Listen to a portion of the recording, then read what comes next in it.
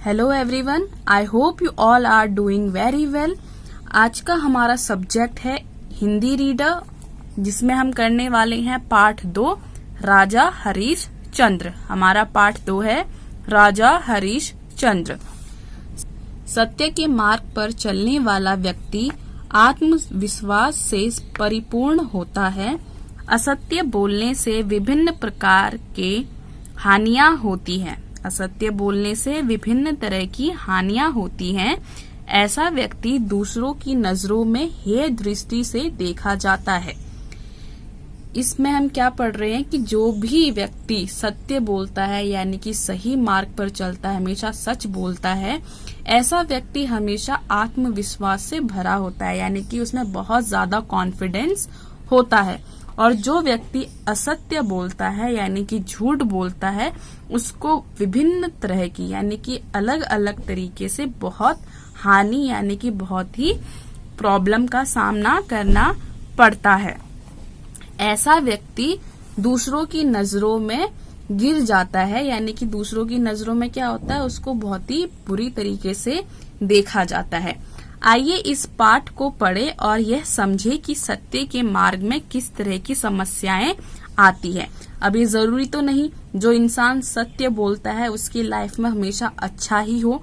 सत्य बोलने पर भी हमें कई समस्याओं का सामना करना पड़ता है तथा उस पर अडिग रहने का क्या परिणाम होते हैं।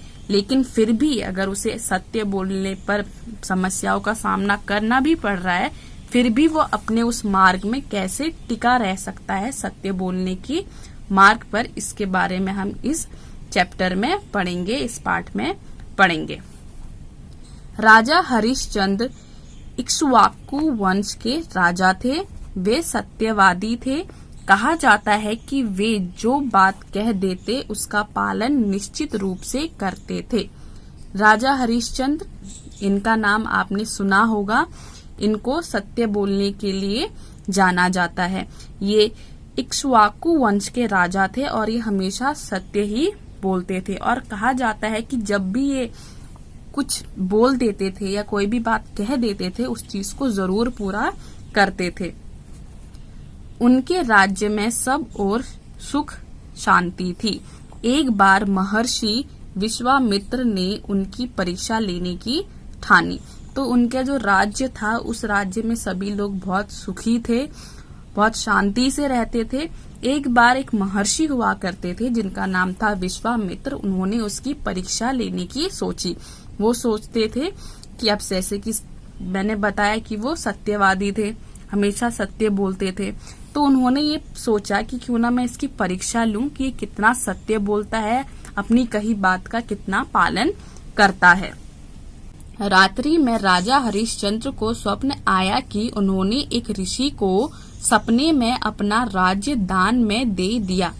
अगले दिन वही ऋषि दरबार में आए और राजा को सपने की याद दिलाई। राजा को सब बात याद आ गई। तो एक रात को क्या हुआ, राजा हरिश्चंद्र के स्वप्न का मतलब क्या होता है, सपना। उन्हें क्या आया, एक सपना आया। उन्होंने क्या देखा सपने में कि उनके सपने में एक ऋषि आए हैं और उन्होंने उस ऋषि को अपना जो राज्य है दान में दे दिया है। और अगले दिन वही ऋषि जो होते हैं उनके दरबार में आते हैं और वो राजा को याद दिलाते हैं कि उन्होंने सपने में अपना राज्य उनको दे दिया और उन्हें वो बात याद आ भी जाती है। ऋषि ने दक्षिणा मांगी। तो ऋषि ने क्या मांगी, दक्षिणा। दक्षिणा का मतलब क्या होता है, दान।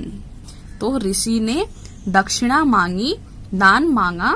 राजा ने राजकोष से धन लाने की आज्ञा दी। तो राजा ने क्या किया कि जो भी राजकोष में धन था, यानी कि राजा के पास जितना भी धन था, उसको देने का उनको आदेश दिया। लेकिन जो ऋषि है वो बोले, राज्य तो तुमने मुझे दान में दे दिया, इसलिए अब राजकोष तुम्हारा नहीं है। तो उन्होंने क्या कहा, जैसा कि तुमने सपने में देखा कि राज्य तुमने मुझे दे दिया है, तो अब राज्य कोष भी तुम्हारा नहीं रहा, तो तुम राजकोष से मुझे धन नहीं दे सकते।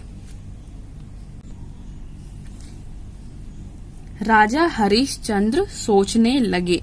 ऋषि की बात में सच्चाई थी। यह ऋषि विश्वामित्र ही थे।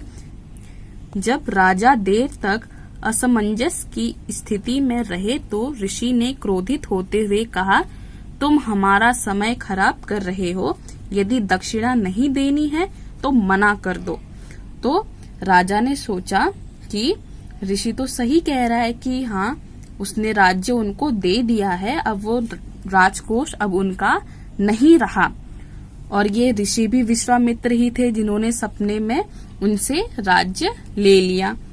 तो वो काफी देर तक इसी स्थिति में थे कि यही सोच विचार कर रहे थे। उनको काफी उन्हें कुछ समझ में नहीं आ रहा था कि वो क्या करें। और इतने में ऋषि काफी क्रोधित हो गए क्योंकि वो सोचने में काफी समय व्यतीत कर चुके थे राजा।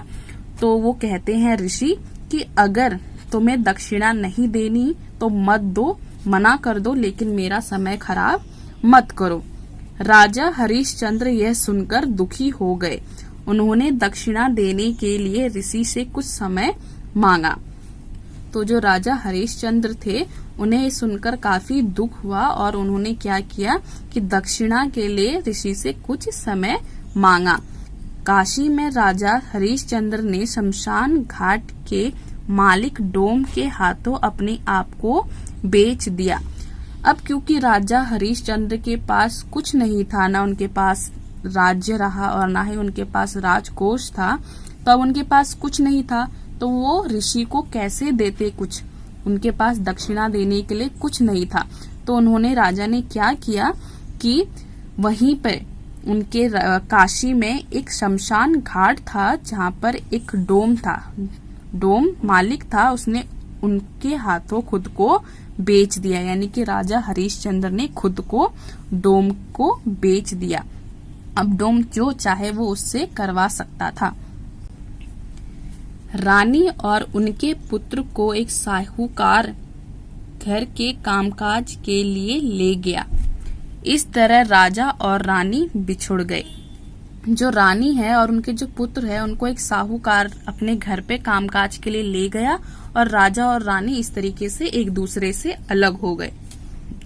राजा हरिश्चंद्र की पत्नी का नाम तारामती और पुत्र का नाम रोहिताश्व था। तारामती साहूकार के घर में बर्तन मांजती, कपड़े धोती और खाना बनाती थी।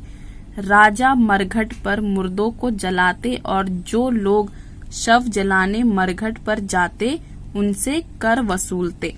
दोनों अपना अपना काम ईमानदारी से कर रहे थे। जो राजा हरिश्चंद्र हैं उनकी जो पत्नी थी तारामती उनका नाम था और उनके पुत्र का क्या नाम था, रोहिताश्व था। जो तारामती थी वो साहूकार के घर में बर्तन मांजती थी, कपड़े धोती थी और खाना बनाती थी।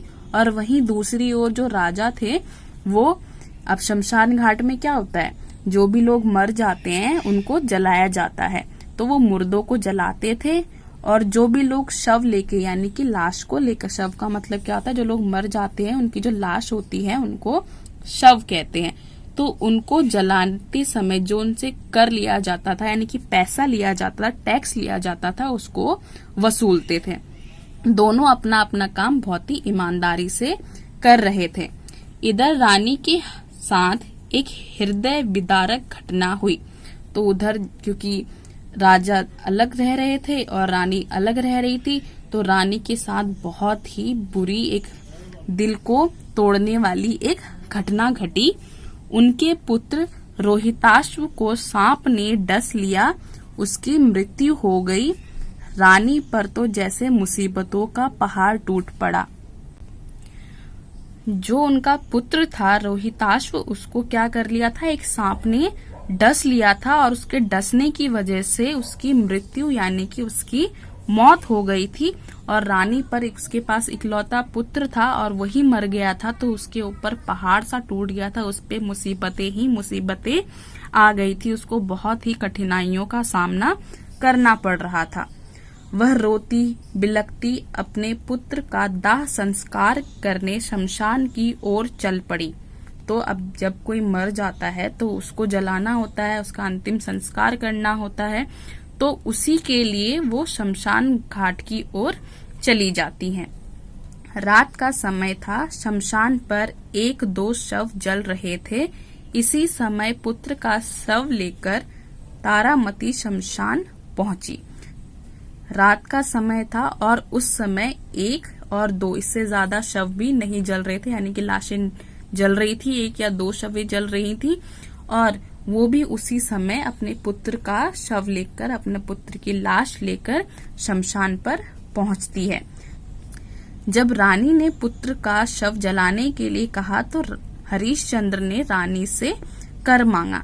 तो जब रानी, उस टाइम पे रात का समय होता है, वो दोनों एक दूसरे को देख नहीं पाते हैं, तो क्या करता है, राजा हरिश्चंद्र जो होते हैं वो रानी से शव को जलाने के लिए कर मांगते हैं। इसी बीच बिजली चमकी और राजा ने रानी को पहचान लिया, फिर भी उन्होंने रानी से कर मांगा। अब आप देख पा रहे हो कि वो राजा का ही पुत्र है, लेकिन फिर भी अपने पुत्र को जलाने के लिए वो रानी से कर मांगता है। पहले तो उसने देखा नहीं होता है, लेकिन देखने के बाद भी वो अपने कर्तव्य का पालन करते हैं। इससे ही पता चलता है कि वो अपनी कही हर बात का पालन करते थे और अपने कर्तव्यों का सही तरीके से पालन करते थे। उन्होंने कहा कि बिना कर लिए शव जलाना मालिक के प्रति विश्वासघात होगा। जब रानी ने कर देने में अपनी असमर्थता प्रकट की, तब राजा हरिश्चंद्र ने उन्हें अपनी साड़ी का आधा भाग कर के रूप में देने को कहा।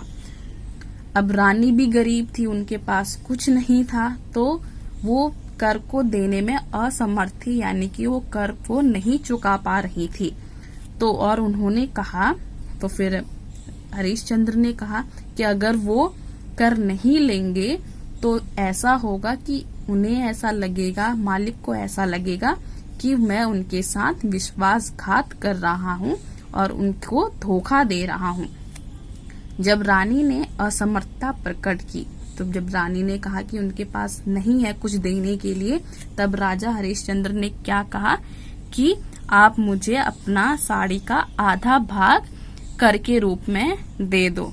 रानी ने जैसे ही अपनी साड़ी का आधा भाग फाड़ना चाहा, तभी आकाश में गंभीर गर्जना हुई। तो जैसे ही रानी ने अपनी साड़ी का आधा भाग फाड़ना चाहा, फाड़ा नहीं था, जैसे ही वो फाड़ने वाली थी, वैसे ही क्या हुआ, आसमान से, आकाश से एक गर्जना हुई, यानी कि बहुत जोर से एक गंभीर आवाज आई। विश्वामित्र ने राजा हरिश्चंद्र को आशीर्वाद देते हुए कहा, यह तुम्हारी परीक्षा हो रही थी कि तुम किस सीमा तक सत्य और धर्म का पालन कर सकते हो। गर्जना हुई। उसके बाद विश्वामित्र ने राजा हरिश्चंद्र को आशीर्वाद दिया और उन्होंने क्या